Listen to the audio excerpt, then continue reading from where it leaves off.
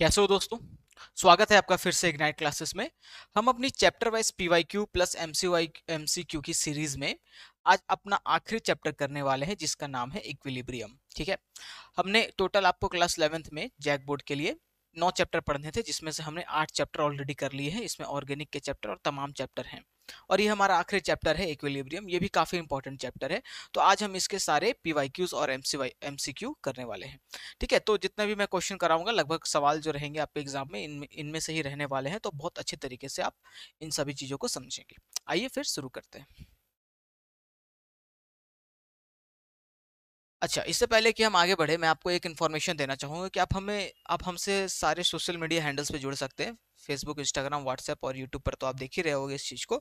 और Telegram channel से जुड़ना इन सबों में सबसे ज्यादा जरूरी है क्योंकि मैं जो कुछ भी पढ़ाऊंगा ना वो सब कुछ आपको कहाँ मिलेगा, टेलीग्राम चैनल पर ही मिलेगा।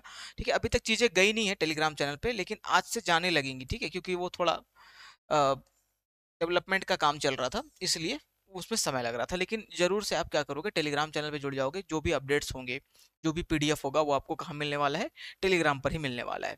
ठीक है, तो फिर चलिए आगे चलते हैं और अपने पहले क्वेश्चन को सॉल्व करते हैं। आपके सामने ये हमारा पहला क्वेश्चन आ गया है।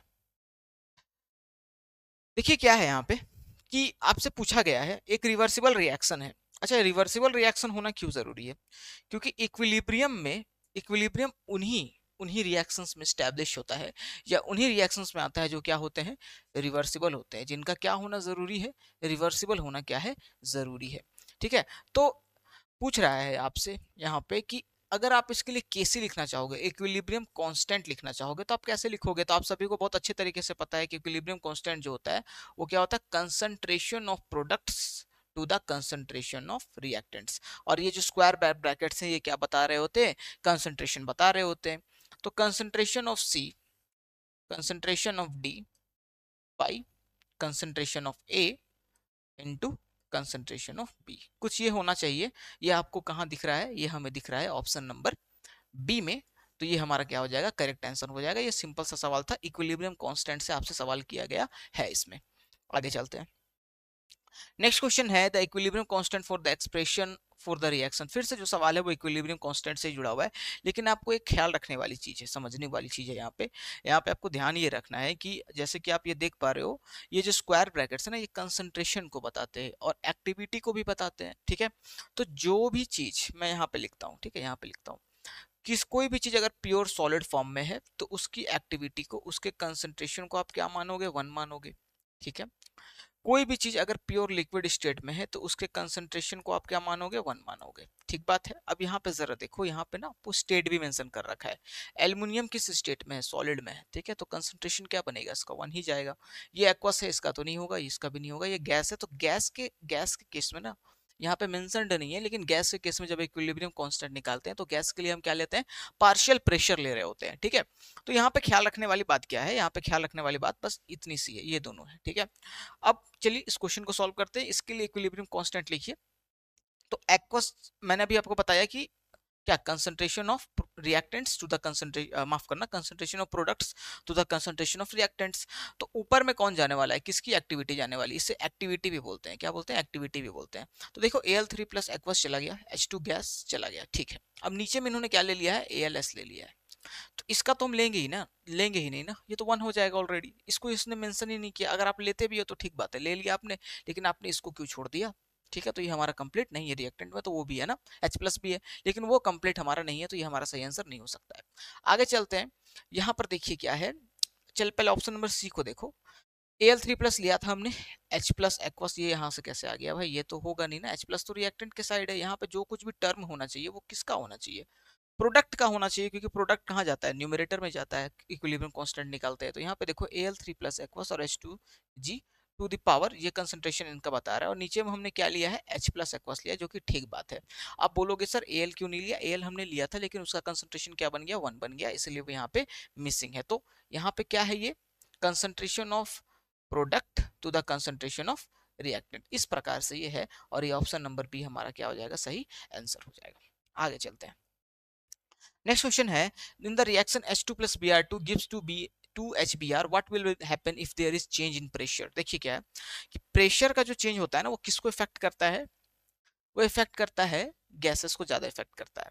लेकिन एक रिएक्शन में प्रेशर तभी इफेक्ट करेगा ना जब रिएक्शन अनबैलेंस्ड होगा। ठीक है, ले चैटलियस प्रिंसिपल आपने पढ़ा होगा कि इक्विलिब्रियम उधर शिफ्ट होता है जिधर स्ट्रेस किधर ज्यादा है। ठीक है ना, जहां स्ट्रेस ज्यादा है रिएक्शन में, जहां स्ट्रेस ज्यादा है उसके अपोजिट डायरेक्शन में कौन शिफ्ट करेगा, इक्विलिब्रियम शिफ्ट करेगा, यानी कि स्ट्रेस वहां पे वो कम करेगा और आगे शिफ्ट होगा।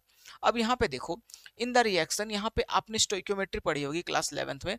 यहाँ पे कुछ नहीं होता तो क्या होता है, वन होता है, इसको कोफिशिएंट बोलते हैं। यहाँ पे भी क्या है, वन है, ये मोल्स को रिप्रेजेंट करता है। तो 1 मोल H2 और 1 मोल Br2, कितने मोल्स हो गए रिएक्टेंट के, 2 मोल्स हो गए। ठीक है, और यहाँ पे भी देखो कि H2 HBr है, यहाँ पे भी प्रोडक्ट के कितने मोल बने हैं, 2 ही मोल बने हैं। ठीक है, तो 2 मोल इधर थे, 2 मोल इधर थे, ऑलरेडी इक्विलिब्रियम कहाँ पे, ऑलरेडी जो रिएक्शन है वो किस में है, इक्विलिब्रियम में है। तो आप कोई भी एक्सटर्नल प्रेशर लगाओगे तो इसका कोई प्रभाव इस पर नहीं पड़ने वाला, क्योंकि ये ऑलरेडी इक्विलिब्रियम है, तो ये नहीं चाहेगा कि मैं अपने इक्विलिब्रियम को क्या करूं, डिस्टर्ब करूं। ये बात मैं कैसे बोल पा रहा हूं, ये बात मैं ले चैटलियस प्रिंसिपल के तौर पे बोल पा रहा हूं कि जिधर स्ट्रेस होगा, ठीक है, इक्विलिब्रियम उसको कम करने के लिए आगे शिफ्ट होगा। बस इतना ही आपको ख्याल रखना है ले चैटलियस प्रिंसिपल में। यहाँ पे ले चैटलियस प्रिंसिपल ही लगता है कि यहाँ पे ये भी एक मोल, ये भी एक मोल, 2 मोल, इधर भी 2 मोल, ये बैलेंस्ड है, इक्विलिब्रियम में है। ठीक है, तो अब इसमें और भी कुछ चीज करने की जरूरत है नहीं, इसलिए इसका कोई इफेक्ट नहीं होगा, प्रेशर का कोई भी इफेक्ट नहीं होगा किस पर, इक्विलिब्रियम पर। तो इसका सही आंसर क्या हो जाएगा, सी हो जाएगा। यहाँ पे इसी चीज को ख्याल रखना, आप आगे भी जो रिएक्शन बनाओगे देखोगे मोल्स को चेक करोगे, यहाँ एक मोल, यहाँ एक मोल, 2 मोल हो गए, यहाँ पे भी 2 मोल, इक्विलिब्रियम है, बैलेंस में है। तो ले चैटलियस प्रिंसिपल बोलता है कि किसी भी प्रकार का चेंज नहीं होने वाला है। आगे चलते हैं, नेक्स्ट क्वेश्चन है question number 4, the equilibrium constant for the expression of the reaction. आप देख लो, ठीक है, इक्विलिब्रियम कांस्टेंट आपको बताना है। यहाँ पे देख लो, प्योर लिक्विड इन्होंने ले लिया है, लेकिन इसको इन्होंने क्या कर दिया, छोड़ दिया है। यहाँ पे देखो, यहाँ पे ठीक बात लग रही है, यहाँ पे चीजें ठीक लग रही है, यहाँ पे चीजें ठीक लग रही हैं। यहाँ पे HPO4 2 माइनस इन्होंने लिया है एक्वस, H2O लिक्विड 1 हो गया, और रिएक्टेंट के इन्होंने क्या प्रोडक्ट लिया, H3O और PO3 4। देख लीजिए, आप ध्यान से देख लो, यहाँ पे हमारा प्रोडक्ट है H3O प्लस और PO4 3 माइनस, ये भी हमारा क्या प्रोडक्ट है नीचे में, ये बाई 1 हो गया होगा, H2O रहा होगा लेकिन वो 1 1 हो गया होगा। इन्होंने सिर्फ H2O लिया, यहाँ पे HPO4 2 माइनस को छोड़ दिया है। यहाँ पर देखो, यहाँ पर उल्टा ले लिया है। तो सही आंसर क्या होगा, आप समझ रहे हो, सही आंसर इसका क्या हो जाएगा, ऑप्शन नंबर ए हो जाएगा, है ना। ऑप्शन नंबर ए हमारा क्या हो जाएगा, सही आंसर हो जाएगा। चलिए आगे चलते हैं।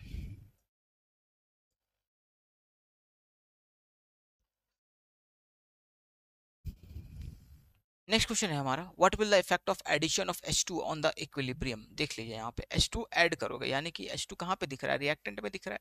ठीक है, रिएक्टेंट में H2 दिख रहा है, तो आप ये बताओ कि और H2 ऐड करोगे तो इक्विलिब्रियम पे क्या इफेक्ट पड़ेगा। अब देखो, यहाँ पे 2 मोल H2 है, ठीक है, और 1 मोल CO है, तो 2 प्लस 1 3 मोल रिएक्टेंट है। यहाँ पे रिएक्टेंट कितना, यहाँ पे प्रोडक्ट कितना बन रहा है, 1 ही मोल बन रहा है। ठीक है, तुम इसमें और H2 ऐड करोगे, यानी तुम इसके मोल्स को बढ़ाओगे, यानी इधर स्ट्रेस ज्यादा हो रहा है, तो रिएक्शन स्ट्रेस कम करने के लिए इसका कहाँ जाएगा, इधर शिफ्ट होगा, तो और ज्यादा CH3OH का क्या होगा, फॉर्मेशन होगा। ठीक है ना, मिथेनॉल का और ज्यादा क्या होगा, फॉर्मेशन होगा।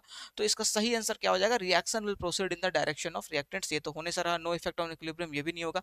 ले चैटलियस प्रिंसिपल से ये सारी बातें हम कर रहे हैं, तुमने और H2 यहाँ पे ऐड किया है, तो स्ट्रेस बढ़ गया ना इस पे, तो इसको इक्विलिब्रियम तो अचीव करना है, तो स्ट्रेस कम करने के लिए कहाँ जाएगा, आगे शिफ्ट होगा, प्रोडक्ट की ओर ये शिफ्ट होगा। तो इसका मतलब ये होगा कि reaction will proceed in the direction of products, और ज्यादा प्रोडक्ट आपको मिलेंगे, प्रोडक्ट का फॉर्मेशन क्या हो जाएगा, बढ़ जाएगा, CH3OH का फॉर्मेशन क्या हो जाएगा, बढ़ जाएगा।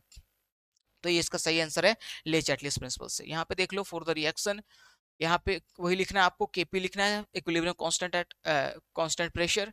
तो Kp हमने निकाला है, यहाँ पे ये सॉलिड है, ये भी हमारा क्या है, सॉलिड है, तो सॉलिड के लिए तो ऑलरेडी 1 हो जाता है। और मैंने आपको बताया कि गैसेस के केस में हम क्या लेते हैं, पार्शियल प्रेशर को लेते हैं, और यहाँ पर भी पार्शियल प्रेशर लिया गया है। तो पार्शियल प्रेशर किसका लोगे, ये सॉलिड है, ये सॉलिड है, ये यहाँ पे प्रोडक्ट ऊपर में जाता है, तो ये क्या हो गया, CO2 गैस हो गया। तो पार्शियल प्रेशर किसका लोगे, CO2 का लेंगे, तो सही एक्सप्रेशन कौन सा बन जाएगा, ये बन जाएगा। आप पूरा लिख सकते हो, आप एक बार लिख लो पूरा, अगर आपको दिक्कत हो रही है तो आप लिख सकते हो कि भैया यहाँ पे क्या लोगे, CaO का कंसंट्रेशन लोगे, और तुम यहाँ पे क्या लोगे, पार्शियल प्रेशर लोगे, किसका, CO2 का लोगे, क्योंकि ये क्या है, गैस है, और बाई तुम्हारे रिएक्टेंट क्या है, CO3 है ना, ये तुम लोगे। तो ये भी 1 हो गया, ये भी 1 हो गया, बचा क्या तुम्हारा, ये बचा, तो ये हमारा क्या हो जाएगा, सही आंसर हो जाएगा। बस इतनी सी बात थी, आगे चलते हैं। H plus is Lewis base के बारे में आप क्या जानते हो, लुइस एसिड के बारे में आप क्या जानते हो? लुइस एसिड और लुइस बेस क्या होते हैं? ठीक है, जो प्रोटॉन इलेक्ट्रॉन एक्सेप्टर होते हैं, जो लोन पेयर ऑफ इलेक्ट्रॉन को क्या करते हैं, एक्सेप्ट करते हैं, वो क्या कहलाते हैं? लुइस एसिड कहलाते हैं। क्या कहा मैंने? लुइस एसिड क्या होते हैं? लुइस एसिड क्या होते हैं? ये क्या करते हैं? इलेक्ट्रॉन पेयर को एक्सेप्ट करते हैं। ठीक है, इलेक्ट्रॉन पेयर को क्या करते हैं? ये एक्सेप्ट करते हैं। ठीक है, एक्सेप्ट करते हैं। लेकिन जो हमारा लुइस बेस होता है ना, लुइस बेस, लुइस बेस क्या करता है? लुइस बेस हमारा इलेक्ट्रॉन पेयर को डोनेट करता है। ठीक है, अब H प्लस को जरा ध्यान से देखो, मन की आंखों से देखो, H प्लस के साथ क्या कहानी है? H प्लस के पास तो ऑलरेडी इलेक्ट्रॉन की डिफिशियंसी है ना। ठीक है, तो उसके ऑर्बिटल्स खाली हैं, तो वो इलेक्ट्रॉन लेना चाहेगा। ठीक है, तो इलेक्ट्रॉन लेना जब ये चाहेगा, तो इलेक्ट्रॉन लोन पेयर एक्सेप्ट कर रहा है, जो लोन पेयर एक्सेप्ट करता है वो क्या कहलाता है? लुइस एसिड कहलाता है। जो लोन पेयर एक्सेप्ट करता है वो क्या कहलाता है? लुइस एसिड कहलाता है। ठीक है, इसका जो सही आंसर हो जाएगा वो हो जाएगा हमारा क्या? Lewis acid. ठीक है, समझ पा रहे हो मेरी बात को? इसका सही आंसर क्या हो जाएगा? लुइस एसिड हो जाएगा।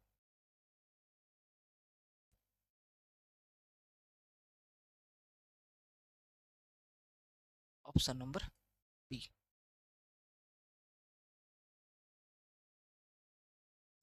आगे चलो, species O H minus is. अब ओ एच माइनस है यानी कि इसके पास क्या रहा होगा? इलेक्ट्रॉन रहा होगा। ठीक है, अब इलेक्ट्रॉन है इसके पास, O H minus minus charge. अब लोन पेयर इसके पास ऑलरेडी है, तो और ये लोन पेयर लेना चाहेगा? नहीं लेना चाहेगा, ये डोनेट करना चाहेगा, इसलिए क्या बनेगा? लुइस बेस बनेगा। इसका सही आंसर क्या हो जाएगा? ऑप्शन नंबर बी हो जाएगा। आ रही है बातें समझ में आपको? कंसेप्ट क्लैरिटी क्लैरिटी होनी चाहिए आपको, तभी चीजें समझ में आएंगी। H2O के बारे में क्या कहना चाहोगे? ऑक्सीजन को बनाते हैं जरा। ऑक्सीजन ऐसा होता है?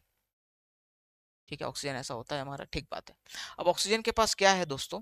ऑक्सीजन के पास जरा देखो ध्यान से कि ऑक्सीजन के पास ना यहाँ पे लोन पेयर है। ऑक्सीजन के पास यहाँ पे क्या है? लोन पेयर है, देख पा रहे हो?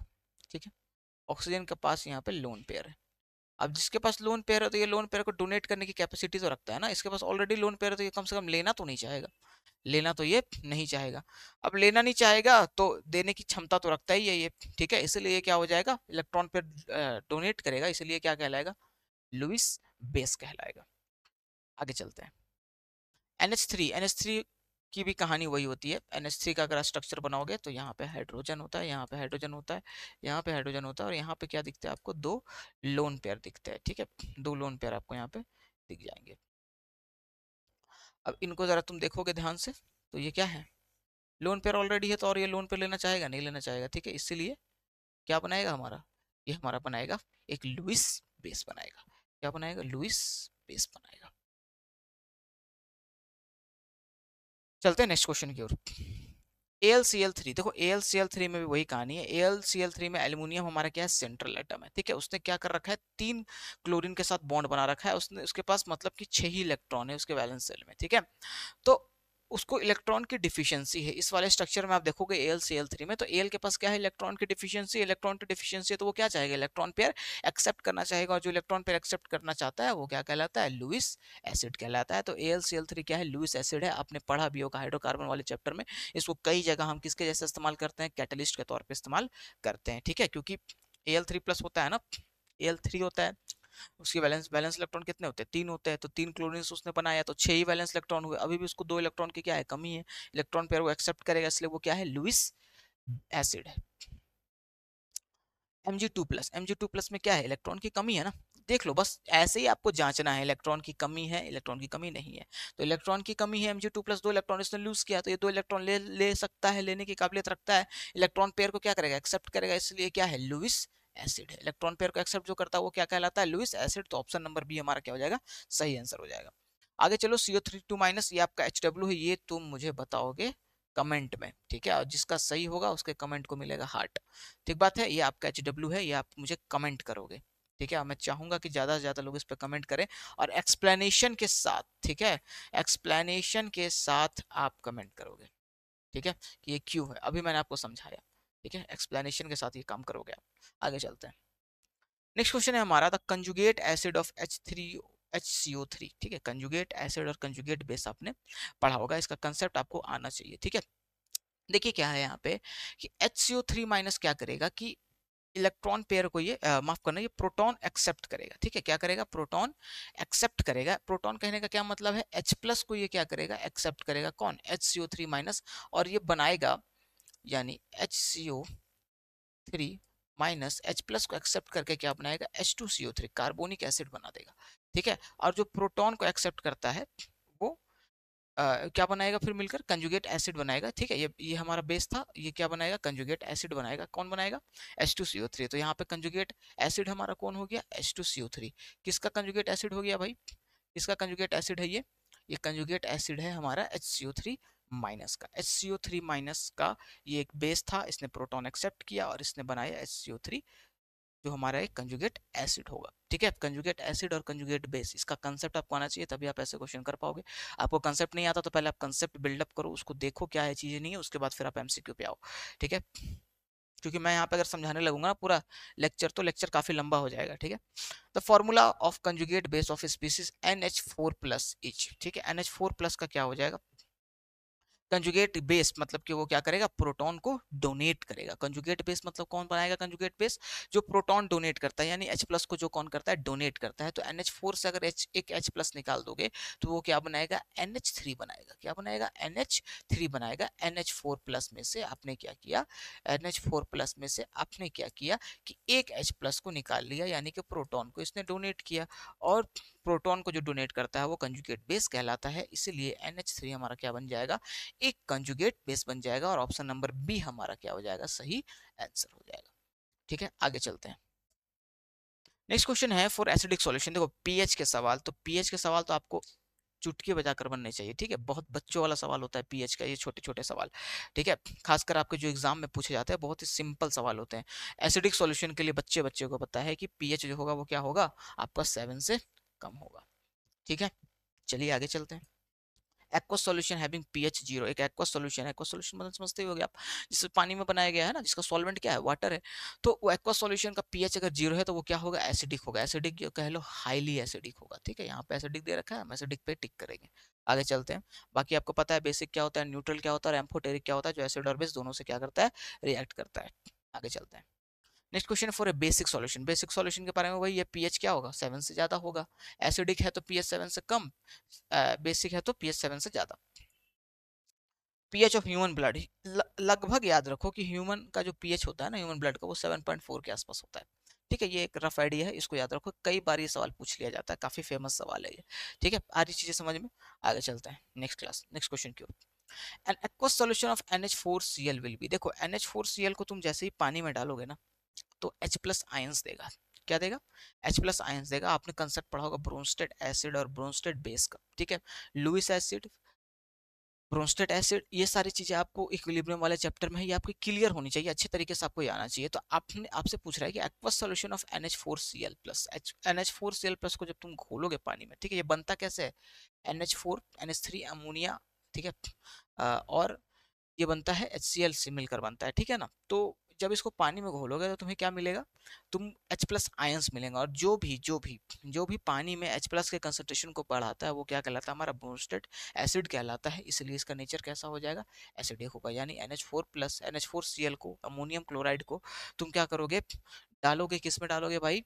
तुम उसको डालोगे पानी में, जब डालोगे तो H प्लस आयन के कंसंट्रेशन को वो बढ़ाएगा, इसलिए क्या कहलाएगा? एसिडिक कहलाएगा। ठीक है, ये स्ट्रॉन्ग एसिड से बना है HCl से, और NH3 से मिलकर बना है। ठीक है, तो ये चीज है।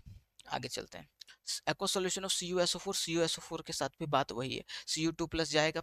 ठीक है, Cu2 प्लस जाएगा, वहां पे जैसे इसको पानी में घोलोगे तो Cu2 प्लस का फॉर्मेशन होगा। किसका फॉर्मेशन होगा? Cu2 प्लस का फॉर्मेशन होगा। Cu2 प्लस के पास इलेक्ट्रॉन की कमी है, तो ये क्या कर सकता है? ये लेगा, इलेक्ट्रॉन पेयर को एक्सेप्ट करेगा। जो इलेक्ट्रॉन पेयर को एक्सेप्ट करता है वो क्या होता है? एसिडिक होता है। इसलिए सॉल्यूशन क्या होगा? हमारा एसिडिक होगा। ठीक है, क्वेश्चन नंबर 21 का बी ये हमारा सही आंसर है। आगे चलो, ले चैटलियस प्रिंसिपल के बारे में बात हो रही थी। ठीक है, कि इक्विलिब्रियम को अचीव करने में मदद कौन करता है? ले चैटलियस प्रिंसिपल करता है। ठीक है, जिधर स्ट्रेस होगा रिएक्शन में, रिएक्टेंट साइड या प्रोडक्ट साइड, तो रिएक्शन क्या करेगा? उसके उधर जाकर वो क्या करेगा? अपने स्ट्रेस को कम करेगा। तो ले चैटलियस प्रिंसिपल है ना, वो कहाँ कहाँ एप्लीकेबल है? ये इन्होंने पूछ रखा है कि होमोजीनियस में है क्या, हेट्रोजीनियस में है क्या, फिजिकल इक्विलिब्रियम में है, या फिर सारे के सिस्टम में, सारे सिस्टम में, केमिकल हो या फिजिकल हो। तो इसका सही आंसर क्या है? ऑप्शन नंबर डी, चाहे वो फिजिकल इक्विलिब्रियम हो चाहे वो हमारा केमिकल इक्विलिब्रियम हो, सभी जगह पे ले चटलिस प्रिंसिपल क्या होता है, ये होता है, एप्लीकेबल है। आगे चलते हैं, what is the degree of dissociation for strong electrolytes. याद रखो जो स्ट्रॉन्ग इलेक्ट्रोलाइट्स होते हैं, ठीक है ना, उसके डिग्री ऑफ डिसोसिएशन को हम क्या लेते हैं, 1 लेते हैं हमेशा, ठीक है। आगे चलते हैं, HCl इज आर्हेनियस, आर्हेनियस वही हमारा क्या करेगा, आर्हेनियस। अच्छा मैंने ब्रोंस्टेड में वो बता दिया था ना, अच्छा आर्हेनियस में एक्चुअली ये होता है, HCl क्या है, ब्रोंस्टेड में वो मत समझो, यहाँ पे समझो, एक्चुअली आर्हेनियस उसको बोलते हैं, आर्हेनियस एसिड या आर्हेनियस बेस उसको बोलते हैं, जो कि H प्लस का कंसंट्रेशन अगर वो बढ़ा रहा है तो वो क्या कहलाता है, आर्हेनियस एसिड कहलाता है, ठीक है। तो H प्लस हमारा क्या होता है, जैसे ही पानी में डालोगे तो H प्लस और Cl माइनस में क्या हो जाएगा, ब्रेक हो जाएगा। HCl को तुम जैसे ही पानी में डालोगे, ठीक है ना, H2 में तुम डालोगे तो ये क्या बन जाएगा हमारा, H प्लस और Cl माइनस में ये ब्रेक कर जाएगा और H प्लस का कंसंट्रेशन क्या करेगा, बढ़ाएगा, इसलिए क्या है हमारा एक आर्हेनियस एसिड है। क्या है, Arrhenius acid, Lewis acid, Bronsted acid और हमारा क्या है, आर्हेनियस एसिड। ये तीन चीज आपको पढ़नी है, लुईस एसिड और बेस, ब्रोंस्टेड एसिड और बेस, लुईस एसिड और बेस, ठीक है। अब माफ करना, आर्हेनियस एसिड और बेस, ठीक है। ये तीन चीजों को आपको अच्छे से पढ़कर जाना है। आपके सवाल जो बन सकते हैं इनसे ही बनने की बहुत ज्यादा संभावना है, ठीक है। तो अच्छे से आपको उसका कंसेप्ट क्लियर होना चाहिए कि किसको क्या बोलते हैं। अच्छा, एक स्ट्रॉन्ग एसिड है, स्ट्रॉन्ग एसिड, ये कंजुगेट एसिड और कंजुगेट बेस का जो कंसेप्ट आता है ना, ये ब्रोंस्टेड एसिड से आता है, ठीक है, ब्रोंस्टेड एसिड बेस थ्योरी से आता है, ठीक है। तो यहाँ पे देखो, एक स्ट्रॉन्ग एसिड, कोई भी एक स्ट्रॉन्ग एसिड होगा ना, तो उसके पास क्या होगा, एक कंजुगेट वीक कंजुगेट बेस होगा। कोई भी एक स्ट्रॉन्ग बेस होगा तो उसके पास एक वीक कंजुगेट एसिड होगा। तो इस चीज को याद रखना कि स्ट्रॉन्ग एसिड हैज, एक कोई भी एक स्ट्रॉन्ग एसिड है तो उसके पास क्या होगा, एक वीक कंजुगेट बेस होगा, ठीक है। क्लियर है बात यहाँ तक, आगे चलते हैं। आगे है हमारा the species acting as both Bronsted acid and Bronsted base. देखिए यहाँ पे ना थोड़ा सा सुधार करने की जरूरत है।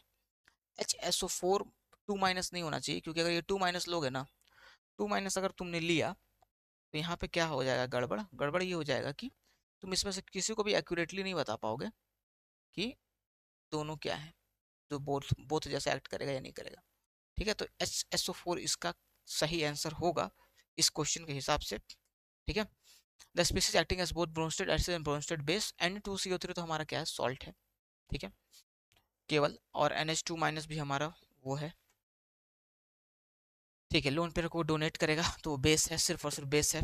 H माइनस भी हमारा बेस है, तो इसका सही आंसर क्या होगा, HSO4 माइनस। HSO4 माइनस में को को क्या बोला जा रहा है कि ये किसके जैसा एक्ट कर सकता है, ब्रोंस्टेड एसिड और ब्रोंस्टेड बेस के जैसा, दोनों के जैसा काम कर सकता है, क्योंकि ये क्या कर सकता है ना, H प्लस को ले भी सकता है और H प्लस को डोनेट भी कर सकता है, दोनों चीजें ये कर सकता है। इसलिए इस क्वेश्चन के हिसाब से HSO4 माइनस होगा। हालांकि ये जो क्वेश्चन है ना, थोड़ा सा गड़बड़ है, ठीक है। यहाँ पे जो एग्जैक्टली तुम किसी को नहीं बता सकते हो कि ब्रोंस्टेड एसिड या ब्रोंस्टेड बेस होगा। हालांकि अगर इसको मैं HSO4 माइनस करूँ तो HSO4 माइनस के साथ क्या है कि वो H प्लस ले भी सकता है और डोनेट भी कर सकता है, इसलिए वो क्या है हमारा, एक ब्रोंस्टेड एसिड है, ठीक है। तो ये क्वेश्चन पे इसका आंसर यही होगा फिलहाल।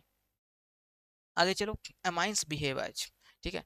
एमाइंस जो होते हैं वो किसके जैसा बिहेव करते हैं, ठीक है। तो ये क्वेश्चन अभी मैंने आपको एमाइंस के बारे में, NH2 के बारे में, NH3 के बारे में बताया है, तो ये भी आपका क्या रहेगा, होमवर्क रहेगा। जो सही आंसर होगा उसको मैं क्या करूंगा, आपको कमेंट में, इस वीडियो के जाने के 24 आवर्स के बाद, ठीक है, आपको कमेंट में एमाइंस के बारे में मिल जाएगा, ठीक है। तो और जिसका भी जो सही आंसर होगा वहाँ पे मैं आपको हार्ट मिल जाएगा, जिससे समझ में आएगा कि सही किसका है। तो ये आपका HW है, आप जरूर से जरूर कमेंट करोगे। मैं चाहता हूँ कि आप क्या करो, मेरे साथ पार्टिसिपेट करो। ये चीज़ मैंने अभी आपको जस्ट समझाई है, ठीक है। NH3 से जुड़ा हुआ ये क्वेश्चन आप खुद समझ सकते हो कि लुईस एसिड होगा या लुईस बेस होगा, ठीक है। लोन पेयर को जांचो, है ना, अमाइंस में क्या करो, लोन पेयर को जांचो, तुम्हें समझ में आएगा। नाइट्रोजन के पास मैं इतना बता देता हूँ कि होता है इलेक्ट्रॉन, ठीक है। तो वो क्या होगा, लुईस एसिड होगा या लुईस बेस होगा, वो आप तय करके मुझे बताओगे, कमेंट में बताओगे और जरूर बताओगे। आखिरी क्वेश्चन है हमारा ये, the chemical equilibrium is a, chemical equilibrium क्या है। देखो, कोई भी इक्विलिब्रियम हो ना, तुम्हें लगेगा कि वो रुका हुआ है, ठीक है, स्टैटिक है, लेकिन असल में इक्विलिब्रियम जो होता है वो क्या होता है, डायनेमिक होता है। डायनेमिक का मतलब होता है वो चलता रहता है, स्थिर नहीं होता। जैसे बर्फ पिघल रहा है ना, तो जितने मॉलिक्यूल्स बर्फ के या जितने पार्टिकल्स बर्फ के पिघलकर पानी बन रहे हैं, उतने ही पार्टिकल्स जमकर वापस से क्या बन रहे हैं, बर्फ बन रहे होते हैं, ठीक है। ये मेल्टिंग और फ्रीजिंग का इक्विलिब्रियम है। उसके बाद अगर आप देखना चाहोगे कि कंडेंसेशन और इवेपोरेशन का, उसमें भी एक इक्विलिब्रियम होता है, ठीक है। तो इक्विलिब्रियम अपने आप में क्या है, डायनेमिक नेचर का होता है। कैसा होता है, डायनेमिक नेचर का होता है। तो इसका जो सही आंसर क्या हो जाएगा, chemical equilibrium is a dynamic equilibrium. हमेशा याद रखना कि केमिकल इक्विलिब्रियम हमारा क्या होता है, एक डायनेमिक इक्विलिब्रियम होता है। ये इसका सही आंसर है। तो बस आज के लिए इतने ही सवाल थे। देखो जितने सवाल बन सकते थे सारे मैंने आपको करवा दिए, ठीक है। जितने सवाल बन सकते थे, जितना मतलब इसमें जितने टाइप का सवाल पूछा जा सकता था वो करा दिया। आप क्या करोगे, इन सवालों को दोबारा से बनाओ, कॉपी लेकर बैठो। जहां पे आपको लग रहा है कि मेरा कंसेप्ट कमजोर है, मुझे लुईस एसिड नहीं पता है, लुईस बेस नहीं पता है, ब्रोंस्टेड एसिड नहीं पता है, ब्रोंस्टेड बेस नहीं पता है, कंजुगेट एसिड, कंजुगेट बेस, इसका कंसेप्ट पहले पढ़ लो अच्छे तरीके से। उसके बाद फिर इन क्वेश्चंस को लगाओ। इतने सवालों से बाहर आपके एग्जाम में सवाल नहीं रहने वाले हैं। बहुत अच्छे तरीके से प्रैक्टिस करो। अप्रैल का महीना आ गया है, मुझे लगता है कि एग्जाम आपका जल्दी ही हो जाएगा, ठीक है। और यहाँ पे क्या है, यहाँ पे एक और बात का आप ख्याल रखोगे कि जित 9 चैप्टर थे आपके सिलेबस में क्लास 11th में, मैंने 9 सारे के सारे 9 चैप्टर का आपका एमसीक्यू और पीवाईक्यू करवा दिया है। इसका जो प्लेलिस्ट है आपको यहाँ पे पॉपअप में मिल जाएगा। आप उसको क्लिक करके सारे वीडियो देख लो, बहुत अच्छे तरीके से उसको सॉल्व कर लो कॉपी में। और उतना अगर तुम कर लेते हो ना तो तुम्हारी तैयारी बहुत ज़्यादा अच्छी हो जाएगी, ठीक है। और वैसे ही और सारे क्वेश्चन को क्या करो, प्रैक्टिस करो। तो आपको एग्जाम के लिए बहुत बहुत बेस्ट ऑफ लक, ठीक है। मैं और भी हो सकता है कि चीज़ें लेकर आऊँ आपके लिए अभी, जब तक एग्ज़ाम ना हो जाए। और अच्छे तरीके से पढ़ाई करते रहिए, और मेरे साथ जुड़ने के लिए आपको बहुत बहुत धन्यवाद।